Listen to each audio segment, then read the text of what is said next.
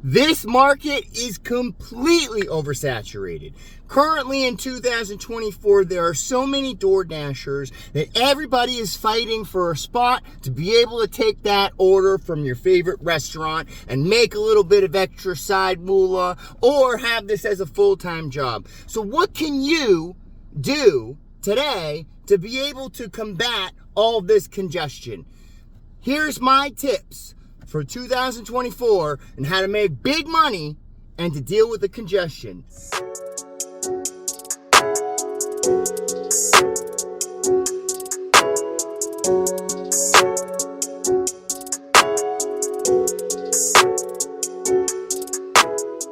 Get platinum status.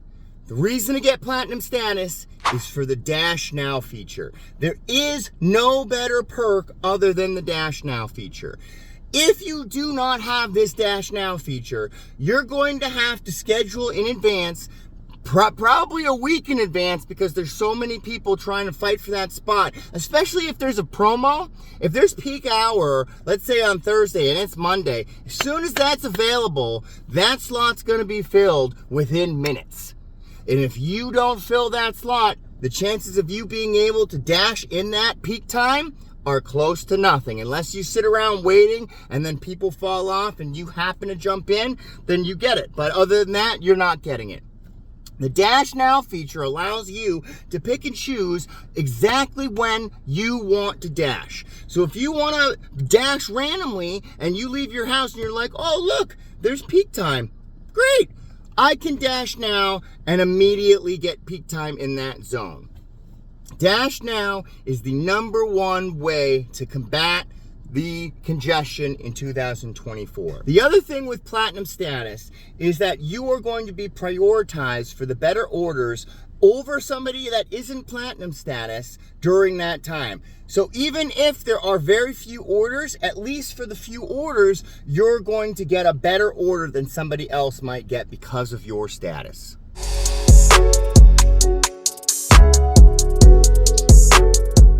Catering.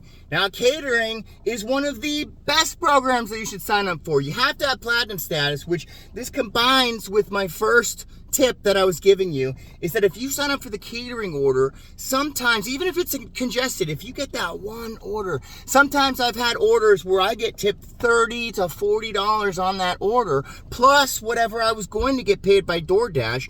You're making $50 sometimes, if you're lucky. I'm not saying this is happening all the time, but it has happened. And if you do get lucky, that $50 is what you would have made in 2 hours. So even if it's congested, you at least made what you would have made in 2 hours, even if you don't get another order for another hour. The other program that you can do is Red Card. The Red Card is the shopping, going to Walgreens or Stop and Shop, and you have a Red Card and you're shopping for people. Not everybody has this. Not everybody's signed up for it. And if you have it, it's just another way for you to be able to get another order that other people aren't able to get while it's congested.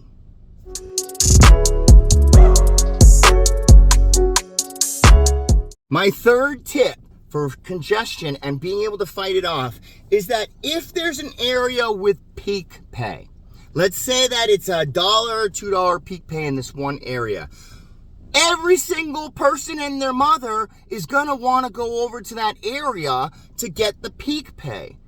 You know automatically it's going to be congested. But how much more money are you actually going to be making during that peak pay? Would you make more if you go to another area that doesn't have peak pay, but might be less congested? You get more orders in the same time frame. I've made a lot more money sometimes being able to DoorDash in an area that wasn't peak pay because I knew that no one was there. You got to think outside the box here. Just because there's a shiny pebble in front of you doesn't mean you go for that shiny pebble every single time. Sometimes the dusty rock might be more profitable than the shiny marble that's right in front of you. Make sure to use your head while you're doing door dashing.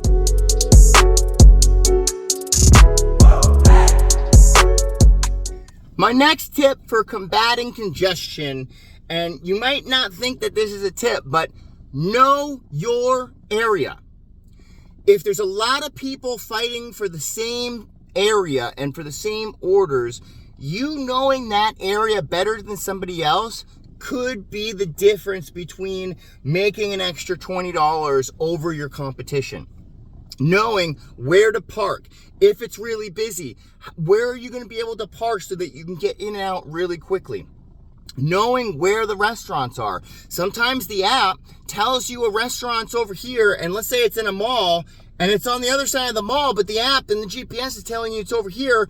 You need to know that the restaurant is right here. You're going to go park right here and get to the restaurant right away, in and out, so that you can get your orders done quickly. If you can do that faster than your opponents that are in here, I say opponents, kind of feels like it's an opponent sometimes when it's congested, because sometimes you go into a restaurant and there's like 3 or 4 other DoorDashers just waiting there, and it's a little bit awkward, right? Because y'all want money, and you're just sitting there and you're like, waiting for your order. So they could be your opponents. In your mind, if you're taking this as a competition, friendly competition, mind you, friendly, you want to have a step above your competitors. So knowing your area is huge.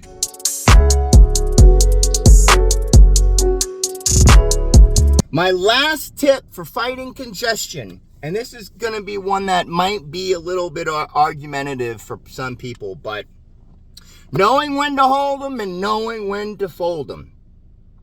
So during rush hour times, you do not want to be waiting around for an order.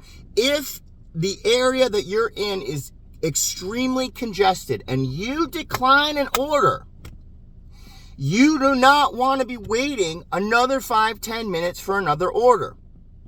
If you get an order that is a so-so order that you normally wouldn't take if it wasn't busy, maybe consider taking that order so that you know that you're at least guaranteed an order during this time. I would much rather sacrifice an order where I could be making $1 or $2 more, $3 or $4 more on a different order, but instead I took this one because I didn't want to have to wait another 10 minutes. 10 minutes of waiting could mean $4, $5, $6, $7, $8 or more, depending on the area and how long you're waiting and what the next order is going to be. So make sure that you're not waiting around for too long for an order, and you got to use your head. You got to use your judgments. What days are better to wait? What times are better to wait for an order or to accept an order that you might not normally take? Listen, I hope that these tips and tricks help you out. If you have any comments or tips and tricks yourself, put them down in the comments below. Make sure to subscribe.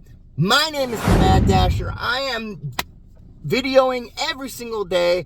100% of my earnings are going into Bitcoin until I can buy a house. Follow my journey if you want to see me succeed, because I will. I hope you have a great rest of your day, and I'll catch you tomorrow.